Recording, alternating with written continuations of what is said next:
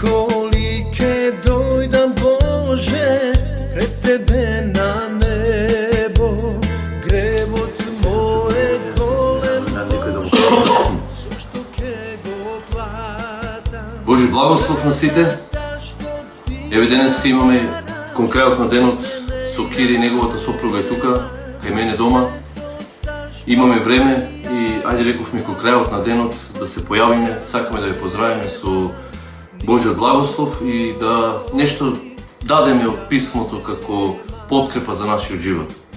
Така да, ако веќе бидете со нас на овие неколкуте минути, убаво ќе биде да останете до крајот и да слушнеме нешто од Библијата, нешто ќе споделам јас, нешто ќе каже и братот Кире, и ќе можеме потоа да се одјавиме. Ако во случајот не бидете вечерва со нас, тогаш видеото ќе го има на каналот, односно на зидот кај Кире, на Facebook, ќе биде објавено, не знам, и еве кај мене и на YouTube и секаде каде што Кире знае тоа да го сподели и ќе можете да слушате пораката која вечерва ќе сакаме да ја дадеме заедно со Кире. Океј. Што се однесува до нас, ние сме добри, фала на Господ. Еве, најдовме денеска покрај сите обавези кои што сме ги имале во текот на денот. Си ги завршивме сите наши физички работи, се видовме со Кири и неговата сопруга и некои други работи завршивме со него и еве, конкретно на денот решивме да се појавиме и да ве поздравиме со Божиот благослов.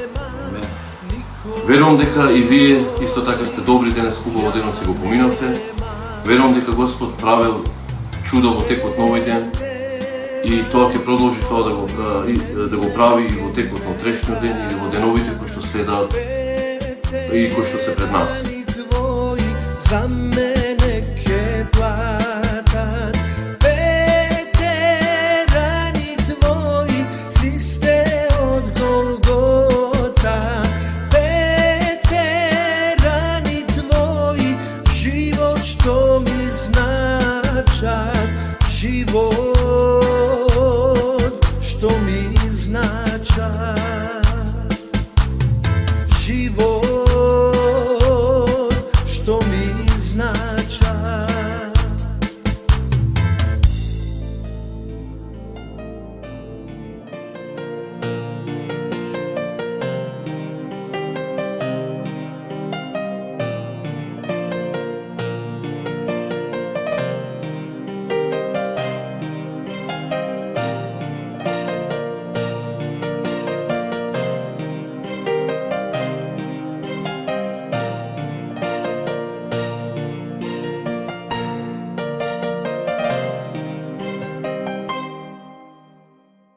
Твојата крв, Боже, ме исцели, милоста Твоја недокажлива со збор.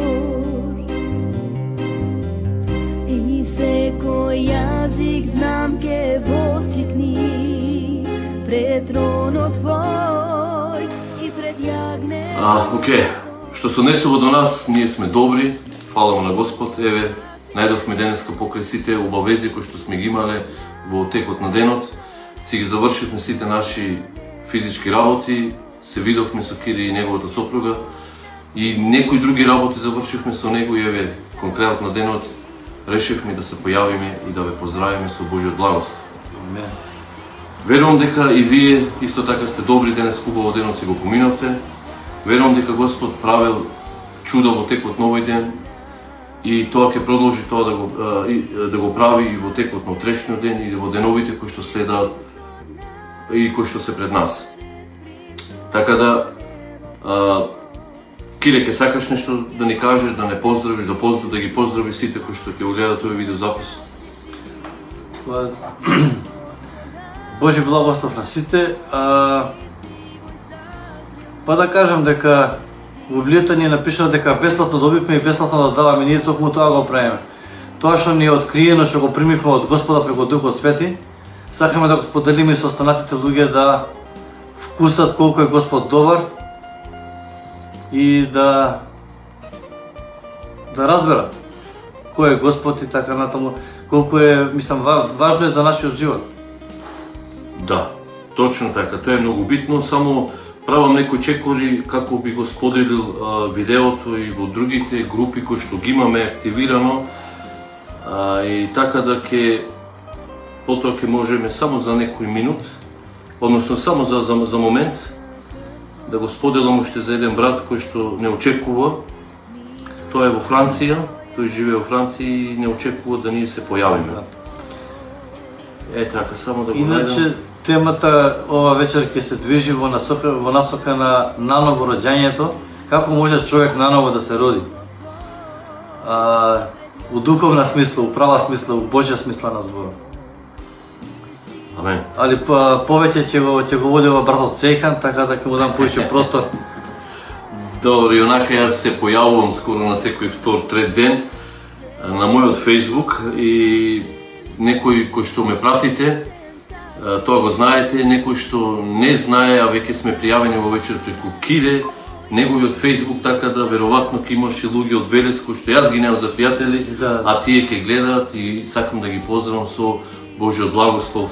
И моето име е Сејхан, тука во Виена живееме, имаме заедница, Кире со неговата сопруга е дел од нашата заедница.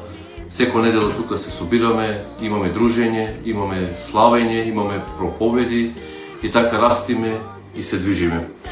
Да, како што кажа Кире, ова вечер ќе сакаме нешто така на кратко, на неколку минути да зборуваме за нановото раѓање, бидејќи е многу важно и е една од важните теми во Библијата. И ќе сакаме, на неколку минути да тоа го разгледаме заедно. Ќе ви читаме од Евангелието според Јован 3 глава. Вие кои што читате Библија веќе знаете за кој текст или пасус станува збор. Разговорот меѓу Исус и Нагдимон или Никодим, верскиот учител или рабин. Да видиме како Исус му се обраќа на овој човек кој се вели. Кире, ќе сакаш да не го читаш текстот, да? Кажи кој стих. Океј, сега ќе ти кажам. Сега ќе ти кажам. Од 1 до 12. Ова до 12 стих. Добро. Ајде да го слушаме текстот. Евангелие според Јован, 3 глава, од 1 до 12 стих. Значи, меѓу фарисеите имаше еден човек по име Никодим, кој беше еврејски верски старешина. Тој дојде кај Исус ноќе и му рече: Раби, што значи превод учителе. Знаеме дека ти си учител, дојден од Бог, зашто овие чуда што ти ги правиш, никој не може да ги направи ако Бог не е со него. Исус му одговори: најсериозно ти велам, ако човек наново не се роди, не може да го види Божјото царство.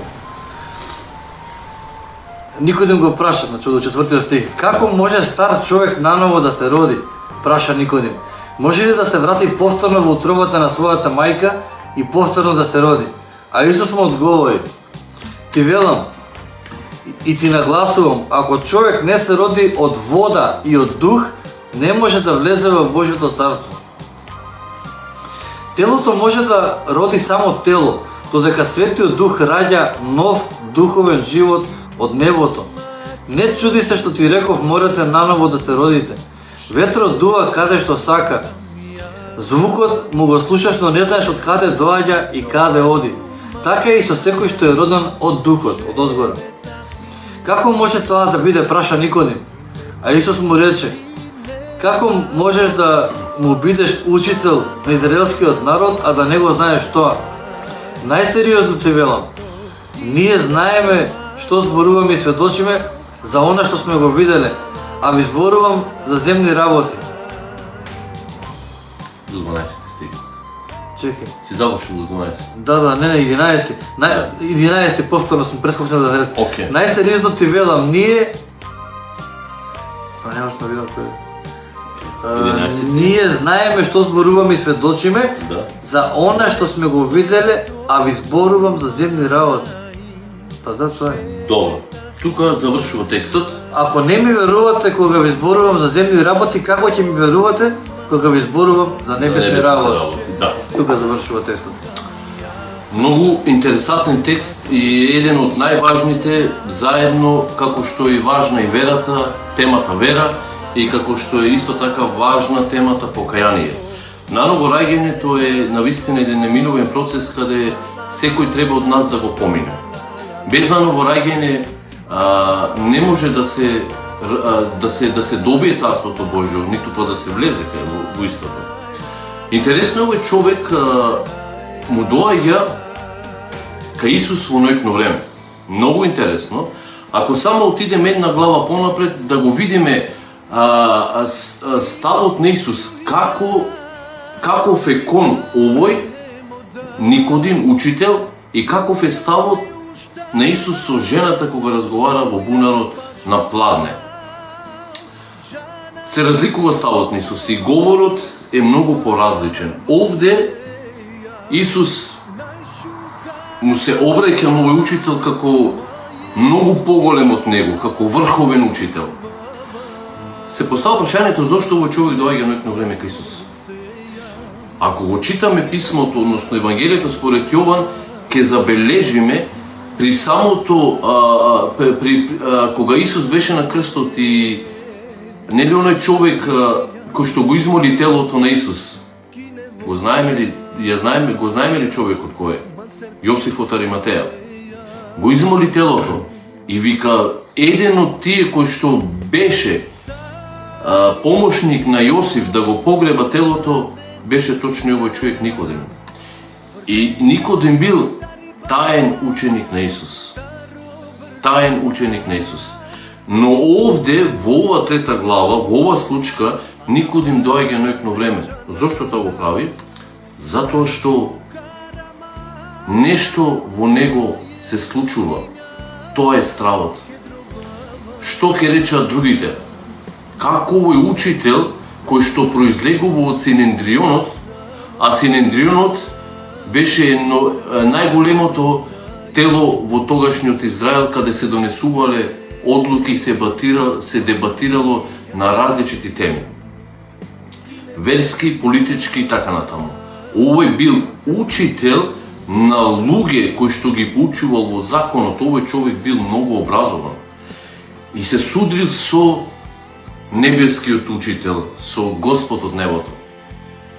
И Исус му се обраќа и му вели: ти рабин, учител, зар ова не го знаеш?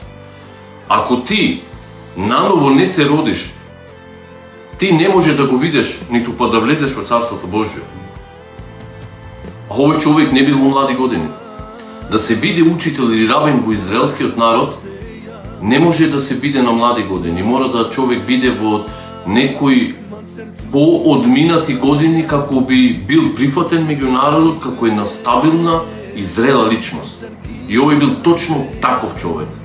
И Исус му се обраќа на толку високо ниво како што тој му се покажал на Исус како рабин, како учител, и му вели: ти ова не го разбираш? Јас ти зборувам за земни работи, ти ова не го разбираш, ако почнам за небесните? Ти предаваш, си рабин, учиш луѓе, ова не го знаеш? Ти треба наново да се родиш. Нелогично како стар човек да влезе во утробата на мајката повторно да се роди. Денеска исто многу луѓе ова не го разбираат. Не се мисли за физичкото повторно раѓање, него се мисли за поновото раѓање во духот, да човек се прероди. Човек може да се роди два пати, еднаш физички и еднаш духовно. Некој некогаш од големите проповедници го прашале вака: каде си ти роден? И човекот рекол: физички сум роден во таа држава и тој град, но духовно сум роден во друга држава и во друг град. Што за некого може би ова несватливо и не може да го разбере. Исус му вели: ти треба наново да се родиш. Се поставува прашањето: што е тоа наново раѓање? Нановото раѓање е една длабока и многу сериозна тема која треба да ја земе човек најозбилно што може да биде во својот живот. Имав нешто да, сакав само да кажам кратки црта нешто, после продолжи да објасни го. Добре. Пошто убаво објаснува, сакам ти да не го вака. Значи ние Библијата со самото раѓање ни докажува дека ние со наследство од нашите предци, не само од татко мајка, од давнина наследуваме грев. Ние се раѓаме во грешна природа и без да направиме грев, ние сме грешни пред Бога, значи во самото раѓање.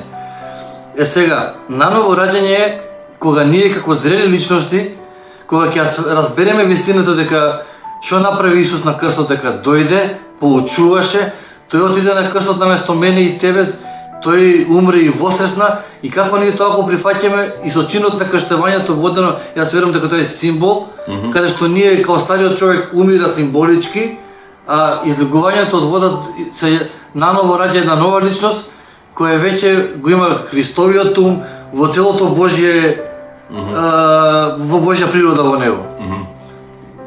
Да. Наново раѓањето, како што кажав, опфаќа една или има една голема длабочина и ширина. Наново раѓањето е како што на почетокот го фрлив тоа дека е неминовен процес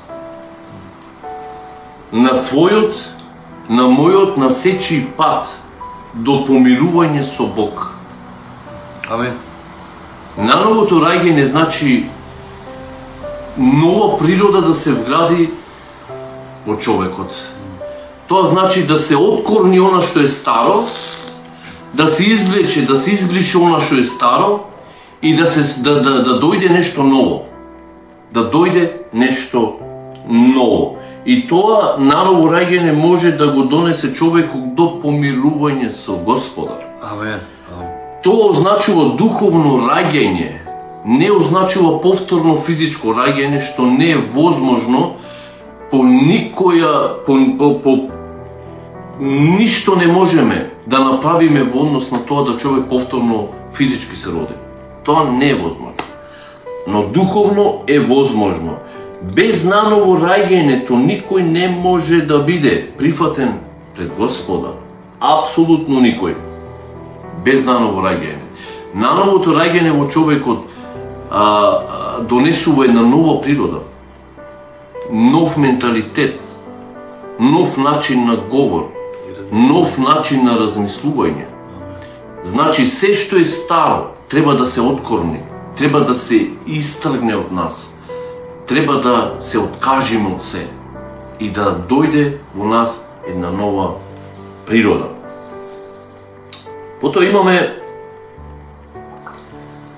вика, според некој материјал кој што го има пред рака, за точно нановото раѓање гласи: тоа го изведува Господ преку Светиот Дух и Божјиот збор, кој кај поединецот претходно произвел покаяние за гревовите, обраќање кон Бог и вера во Исус како Спасител и Божји Месија.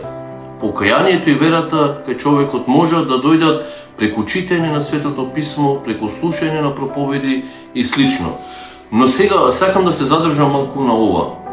Како е можно човек или кои се тие алатки преку кој човек може да дојде до наново раѓањето? Мора да постои некоја алатка која би ни помогла. Сам по себе човек не е во состојба, не е во можност, нема сила тоа да го направи.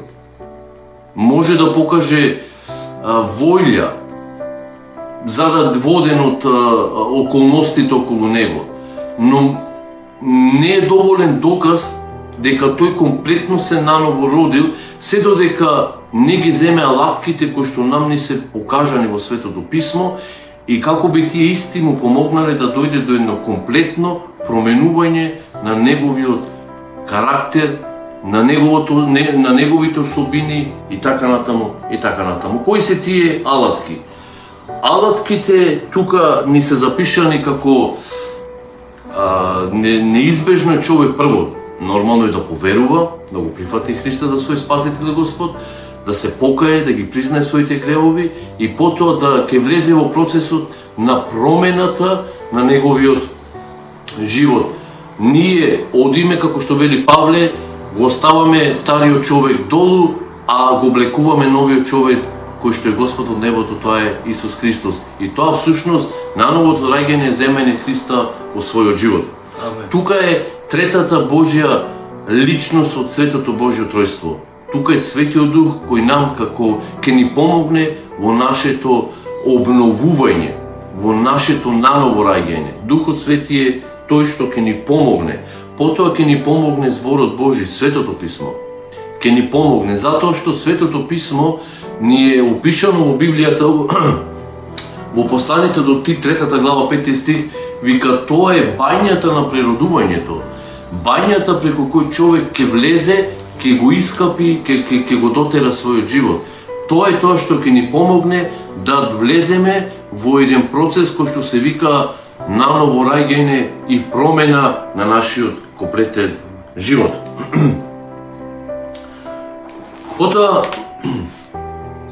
наново раѓањето значи вградување во тебе една нова природа која ќе ја сака и извршува правдата, ќе копне да живе согласно Божјите начела. Фактичката состојба кај многу луѓе е како не нановородени. Тие никогаш нема да бидат во состојба да ги извршат Божите стандарди кои што ни се нам запишани во Светото Писмо. Не ќе можат тоа да го направат, бидејќи ќе ја нема таа способност во себе. Нановото раѓање преку Духот Свети и преку Светото Писмо кој бајњата на природувањето нам ќе ни помогне да ги видиме Божите стандарди кои тој ги бара да секој ги исполнува или живее според нив. Сигурно би сакале да имаме во себе вградено една нова природа. Сигурно би сакале кај луѓето да видиме промени. Може би ќе кажете или ќе кажат луѓе кои што ќе налетат на овој видеозапис што нема да биде случајно, сепак Господ тоа ќе го води. Може би некој нема да се сложува. Па ќе каже зошто јас да се променувам, зошто да се наново раѓам, добар си сум. Ништо не ми фали. Што треба да сменам во мојот живот? Кога сите други околу мене гледаат на мене како добар човек. Човек кој што си ја брка својата работа, кој што си го гледа семејството, кој што нема проблеми со никого, ни со власти, ни со комши, ни со пријатели, со никого. Се совршено, се убаво. И што би се сега променил, некој ќе рече.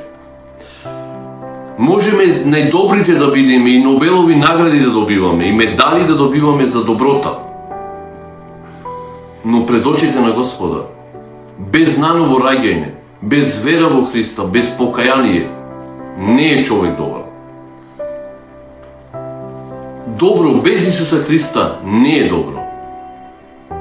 И затоа Библијата нас не повикува, како што тоа му го упаќа Исус на овој учител еврејски Никодим. Ти можеш многу добро да поучуваш, ти можеш да бидеш најдобриот во Израел, да имаш околу тебе луѓе кои што на дневна база можеби ќе поучуваш во групи по 5, 6, 7 часови на ден, ако веќе тоа ти е работа. Можеш се да правиш, но библискиот стандард зборува друго. Ти треба да го промениш својот живот. Треба да се буквално промениш во многу области од својот живот. Не е доволно една област да решиме, а другата да ја оставиме. Не е доволно некој дел од животот да го промениме, ако тоа било, например, да го промениме нашиот темперамент, да го промениме нашиот говор. Но што правиме со нашиот карактер? Или ќе се останеме понатаму исти, арогантни, избувливи, непристојни? Тоа не е ново нешто во нашиот живот. Тоа покажува дека ние понатаму си сме стари. Жалосно е дури многу луѓе кои што се го носат знамето на како христијани, а сепак си живеат по старото. Си живеат во стар живот. Тоа не покажува дека тие се променати. Жалосно е.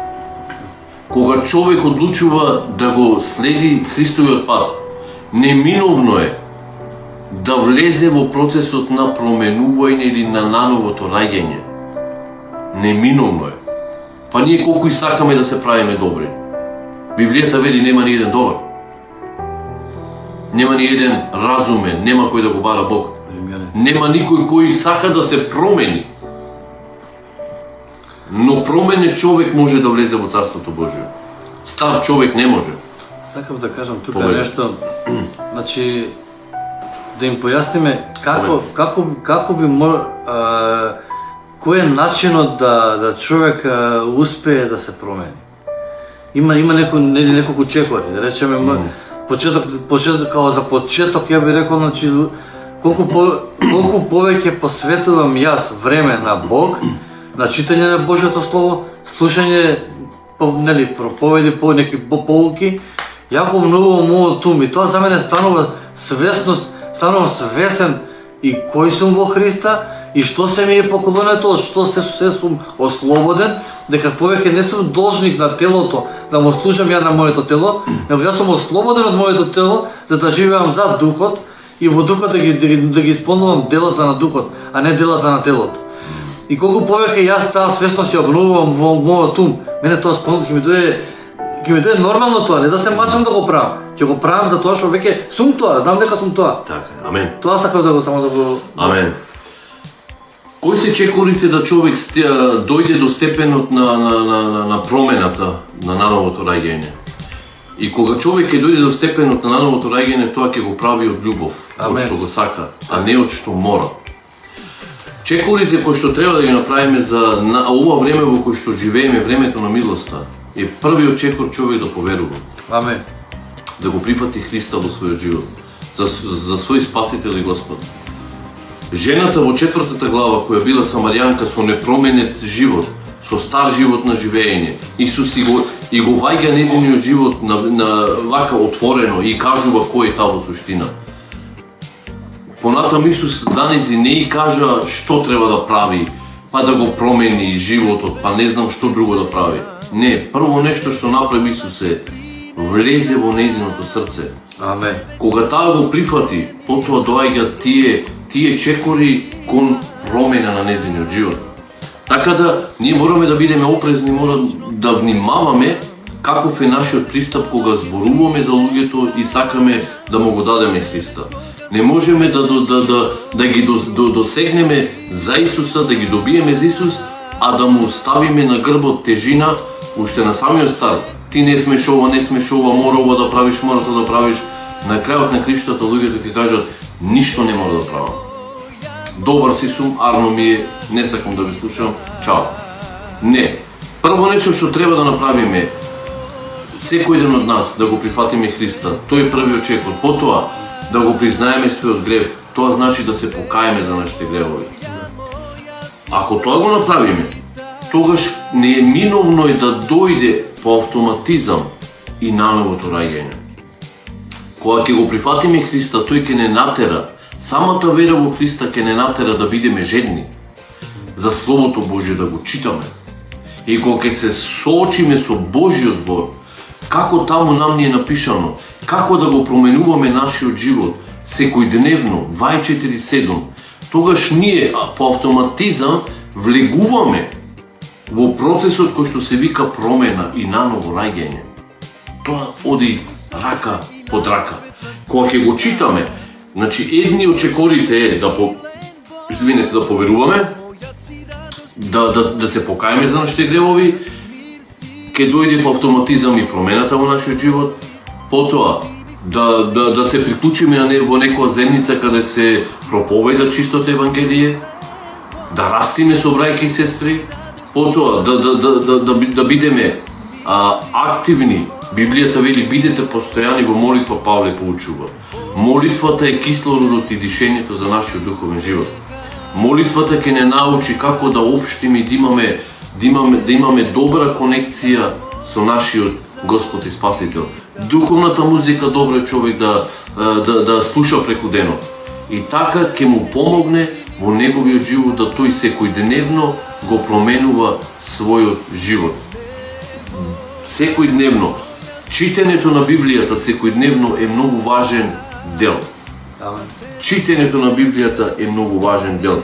Ако човек не ја чита, врз која основа тој како би го разбрал животот кој се вика нов живот? Како би го разбрал тој?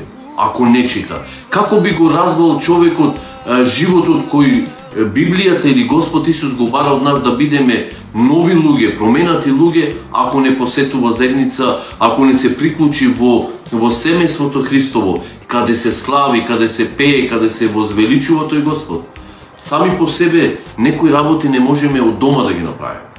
Многу е тешко. Фала му на Господ, имаме таа слобода, што можеме и понатаму да бидеме во заедништво како една фамилија, да растиме заедно. Не сме до тој степен дојдени каде ќе бидеме гонети, па неизбежно е тогаш човек да биде, не знам, и осамен и да биде сам дома, и тогаш може исто така да се посвети, но тоа веќе да биде последната алтернатива. Ова што го кажувам е многу важно и многу прецизно кажано во Библијата. Нановото раѓање обезбедува далеку ми се буквите. Нановото раѓање обезбедува вечен живот во Божјото царство. Тоа е, го овозможува небесното жителство и државјанство, со што стануваме граѓани на Божјото царство. Привилегија е да се биде граѓани на Божјото царство. Привилегија е да се биде дел од небесната фамилија. Ние ако би одбирале пред нашето раѓање во кој место да се родиме, во која држава, сигурно како луѓе би одбрале најдобрата држава и најдобриот град, каде би имале добар и спокоен живот. Но не бевме ние прашани за тоа.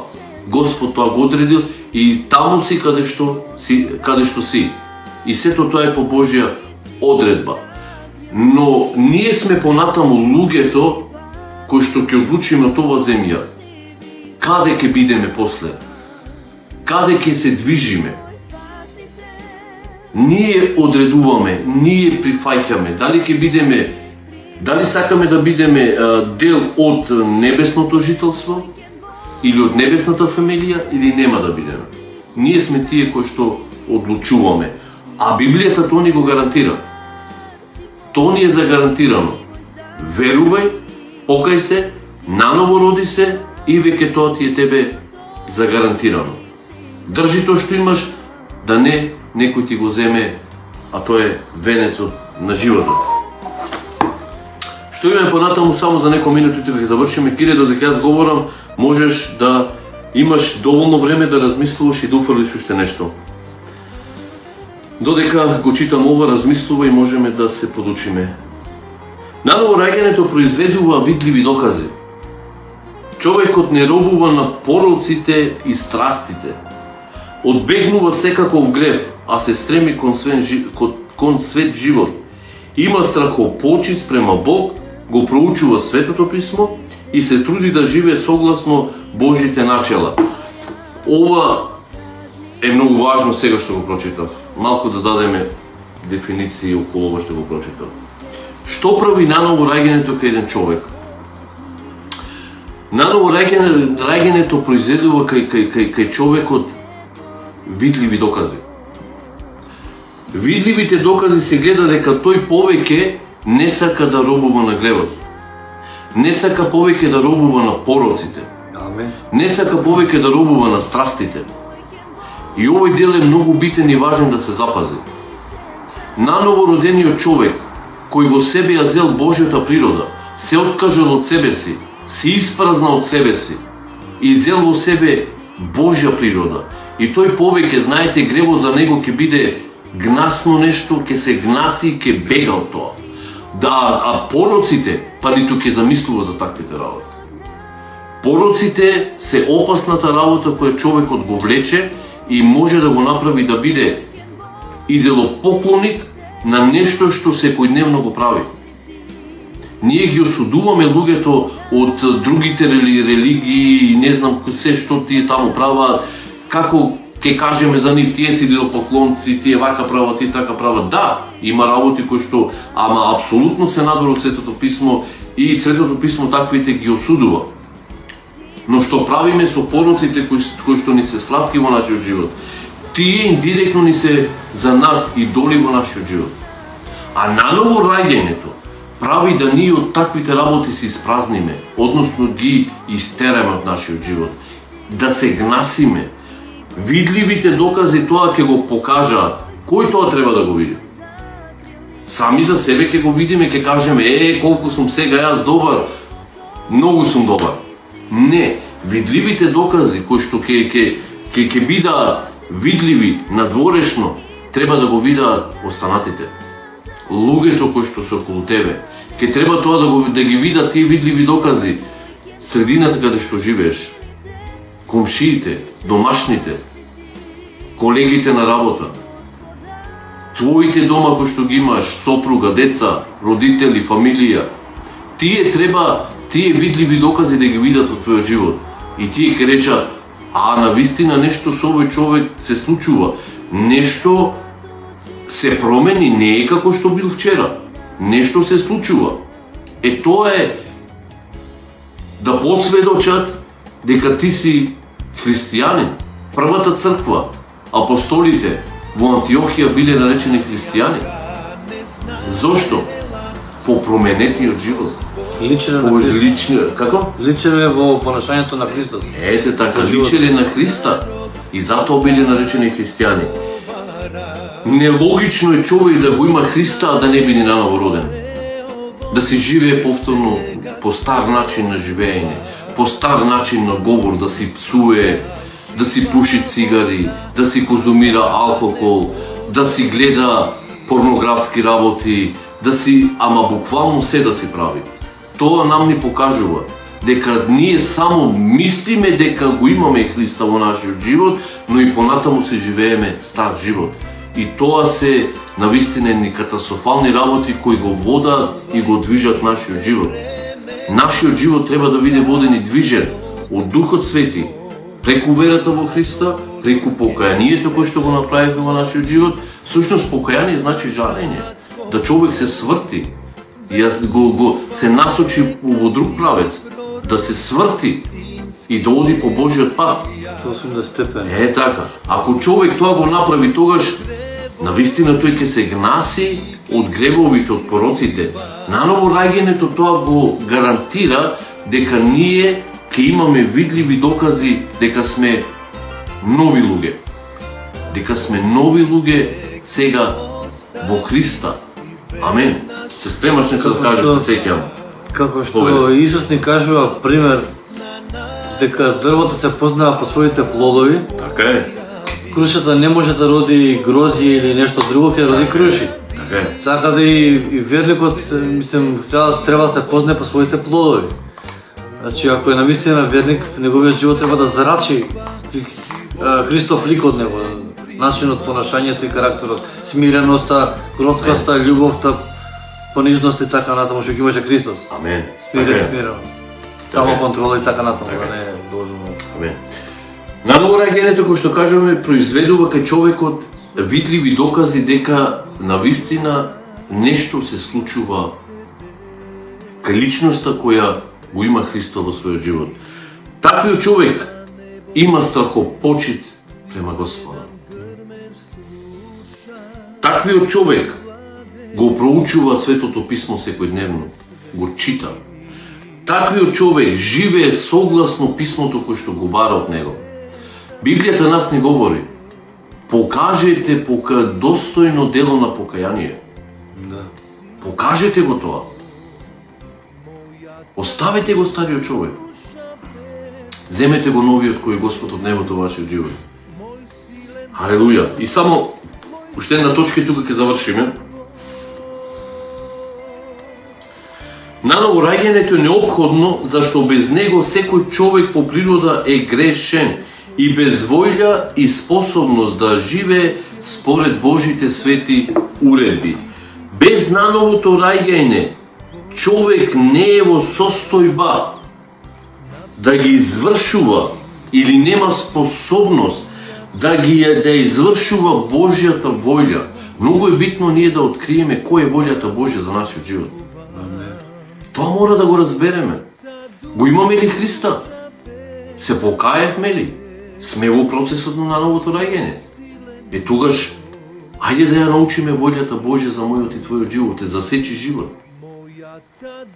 Многу битна работа. Волјата Божја за твојот живот е да ти го даде Божјото царство. Со радост. Да. У некој превод каде со радост да ви го даде вам. Да. Тоа е волјата Божја. Да ти го даде Божјото царство. Преку наново раѓањето, преку верата во Исус, преку покајањето, во пакет се. Знаете, ние сега имаме нов идентитет. Знаеме кој сме. Кој си ти во Христа? Во Христа сме ново создание. Во Христа сме синови на Бог. Зошто? Заради верата. А на сите што го примија им даде можност да станат синови Божи. Кои не се родени по похота на мажот, туку се родени од Бога. Од Духот. Духот Свети е главниот фактор во помошта на нашата трансформација. Битно е да имаме трансформиран ум. Трансформацијата, реконструкцијата во нашиот живот, промената во нашиот живот. Промена на говор, промена на поглед, промена на слухот, да не слушаме работи кои што ќе не пореметаат, да го слушаме гласот Божји, да слушаме духовна музика, да не гледаме работи кои што ќе го пореметат нашиот живот, да гледаме работи кои што Господ ги сака. Денеска социјалните мрежи се исполнати со работи кои што човекот го влеча и сака да го однесат во дното на пеколот. Гледајте работи кои што ќе го градат вашиот живот, ќе го трансформираат вашиот живот. Имате денеска по социјалните мрежи духовни музики, филмови христијански, имате електронски библии кои што можете да го слушате Светото Писмо, ако веќе не сте во состојба да читате. Имате пораки на социјалните мрежи, правете го тоа, отколку да ви го зема време некоја друга, дали тоа било серија, филмови или слично. Многу луѓе се окупирани, заробени. Многу е битно да се промени начинот на говор, да не бидеме многу агресивни. Ако тоа го правиме, значи ние се уште го имаме стариот човек во нас. Павле знае да каже, јас повеќе не живеам, Христос живее во мене. Сакам да прочитам едни стихови во врска со тоа. Повели. Исус кога се обрати во Капернаум, мислам дека беше кога се прогласи за кога кажа докато од Исаја кога читаше кога го дава Светот. Добро. Можеме да ги прочитаме тие стихови во Евангелието според Лука, мислам дека се најво опишани. Само да го најдам. Или може и друга Евангелија да имаме. Добро. Точно не ми текна беше. Мислам дека Сите ли ги стиховите? Духот може од Исаја 61-та глава да чуе. Сега го чита само преведено. Чекај, кај го чита свитокот од пророкот Исаја, дали? Пророкот Исаја. Духот Божји врз мене, ме испрати, да им донесам радосна вест на бедните, ослободување на заробените, прогледување на слепите и да прогласам благопријатната Господова година. Така, тие. Али добро, кој чита Библијата ги знаат тие, мислам, али би сакал да ги најдеме ради оние кои што ја нема читам Библијата да ги потврдиме, да го цитираме писмото, да ги прочитаме како гласат тие стихови точно. Може да ги најдеш на телефон. Поподоста. Тука сум некаде, во Кафернаум, каде се готово... Сме готови, сме чули. Видохме го добро, Цела идеја, Исус... Се извинуваме, ние само бараме некои стихови кои сакаме да ги прочитаме. Може да го имате во Матеј. Тој е на самиот почеток. Да. Полесно ти е таму? Исаија, нели? Да, да. И сега 61-та глава мислам дека беше тоа. Добро. Или че... Чекай, сега ќе најдам бука. 61 глава. Да најде? Да. 61-та, да. Стиховите од еден па надолу се вели вака. Само ги читаше првите стихови без Да. без она дека он дое да... Да. Или не су. Духот на Господа Бога е на мене, зашто Господ ме помаза, ме испрати да им донесам радосна вест на бедните, да ги излечам скршените срца, да им проповедам слобода на заробениците и ослободување на оние во темница, да ја навестам годината на Господовата милост и денот на одмаздата на нашиот Бог, да ги развеселам натажените на Сион и да им дадам венец место пепел, масло на радост место облека, на жалост, песна благодарница место очаен дух и ке ги викаат дрвја на правдата Господова, расат за неговата слава. Амен. Слава на Господа. Ги најде? Ги најдам. Да. Овде доле се. Да. Ајбе што ни вели Новиот Завет како потврда, вели вака еве ги Евангелие според Лука, 4 глава, ќе ги читам стиховите од 16. Потоа Исус се врати во Назарет, каде што беше пораснал и како што имаше обичај во саботата, дојде во синагогата, таму стана да чита од Светото писмо, делот од пророкот Исаија, 61 глава, каде му се вели вака.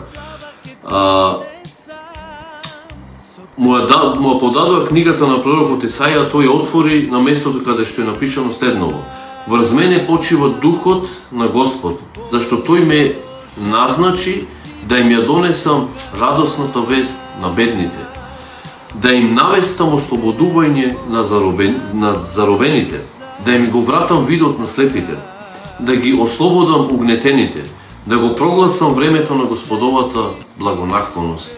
Он тука Амен. завршува, а во Исаја се продолжува и... Нели? Да, Ali Isus беше дојден да го направи тоа што е, за што е испратен, Да. а остатокот го остави на... да.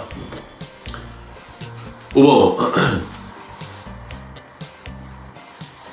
И дека, значи, единствено слободата. Добро, на друго место што ни пишува дека ќе ја спознаете вистината и таа ќе го ослободи. Вистината е Исус Христос, тој е патот, вистината и животот, сам се ни го објави тоа. Така да потребно е да познаеме кој е Исус Христос. Знаеш, некојаш ние мислиме дека знаеме се, ама не знаеме се. Учиме. И ние учиме. Definitivno, definitivno. Само треба човек да има отворено срце, едноставно да сака, да е отворен да учи во животот. Така е. И Промената. промени цела може. Од Окей. друга насока. Добре, тука сме. Промената е многу битна. Ајде да сумираме се и тука да завршиме. Мислам дека е доволно од тоа што мислев, излегуваме малку повеќе, мислев некаде околу 15 на минути, ама веќе зборуваме скоро пола час. И ја верувам дека ова порака ќе ни помогне. Може повеќе да се зборува за оваа тема. Значи, малку се пола час. Може повеќе. Но, во интерес на време, како што кажав, да сумираме, многу е битно човек да се наново роди. Врз основата на верата, врз основата на покајанието и да дозволи Господ да го трансформира неговиот живот. По природа, ние сме неспособни сами тоа да го направиме.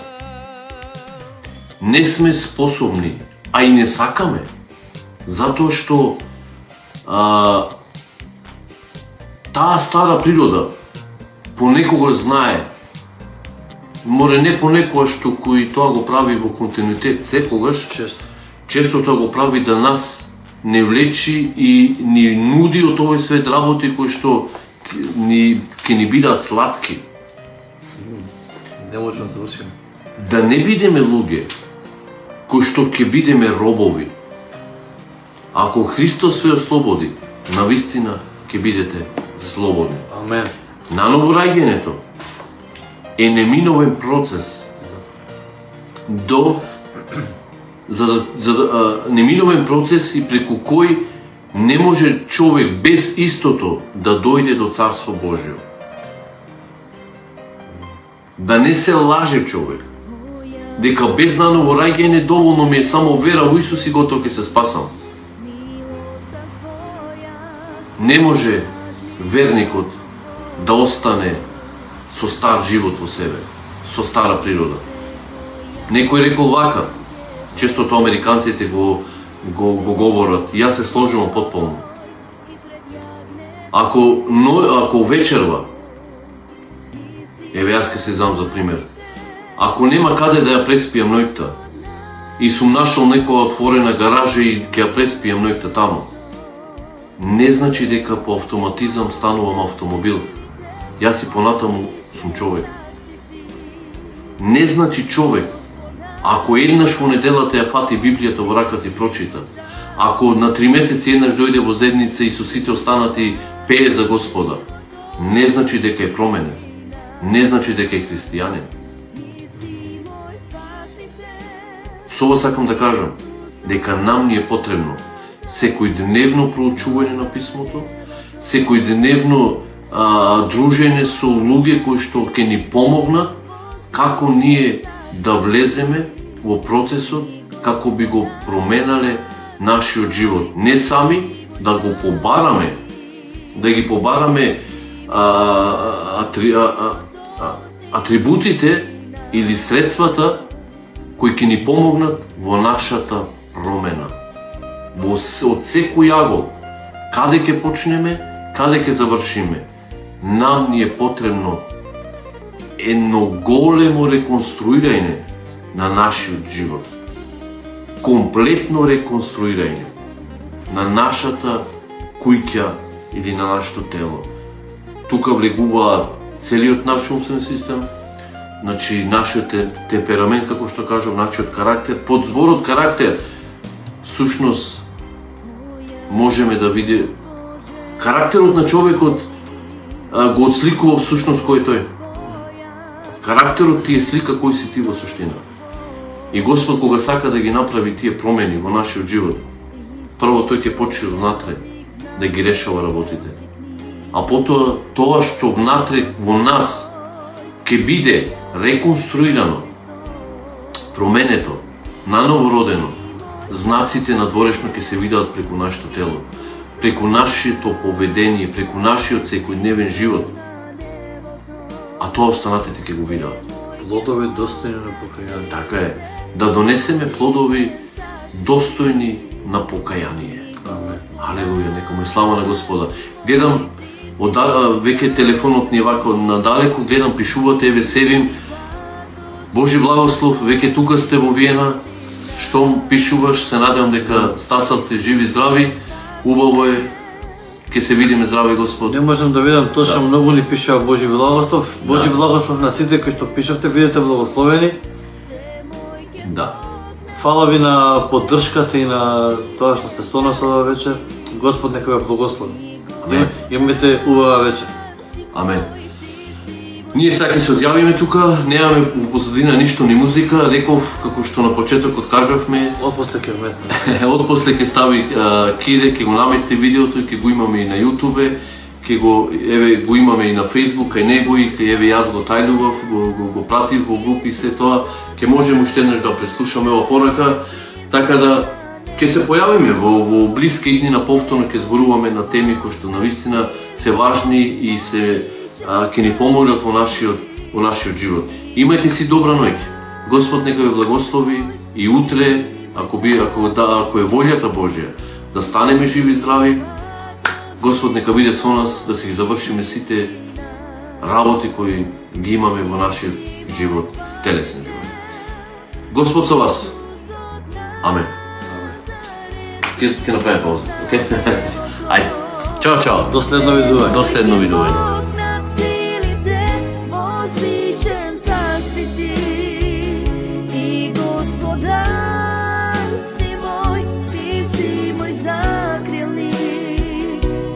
si mi pad od života i vistina. Ti si mi pad od života i vistina.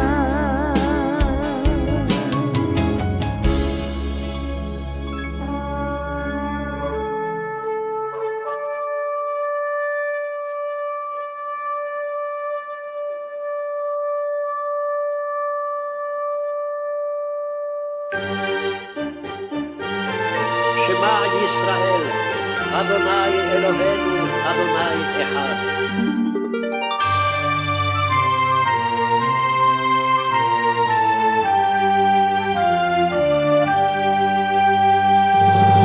שמע ישראל, אדוני אלוהינו, אדוני אחד.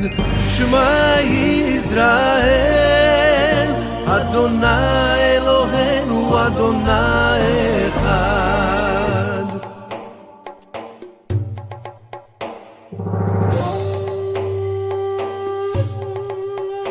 ואהבת את אדוני אלוהיך בכל לבבך ובכל נפשך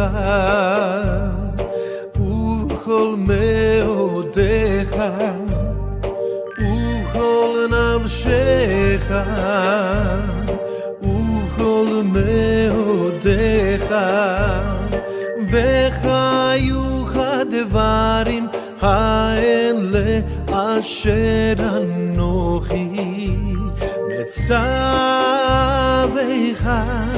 היום על לבבך ושיננתם לבניך ודיברת בם בשבתך בביתך ובלכתך בדרך ובשוכבך ובקומך וקשרתם לאות על ידך וחיו לטוטפות בין עיניך וכתבתם על מזוזות ביתך ובשעריך וכתבתם על מזוזות ביתך ובשעריך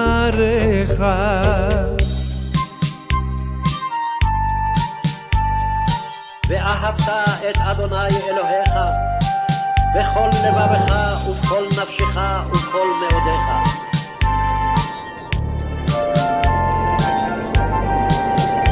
ואהבת את אדוני אלוהיך בכל לבבך ובכל נפשך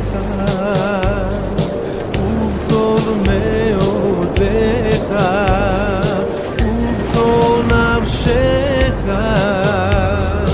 ובכל מאודיך וחיו הדברים האלה אשר אנוכי מצווך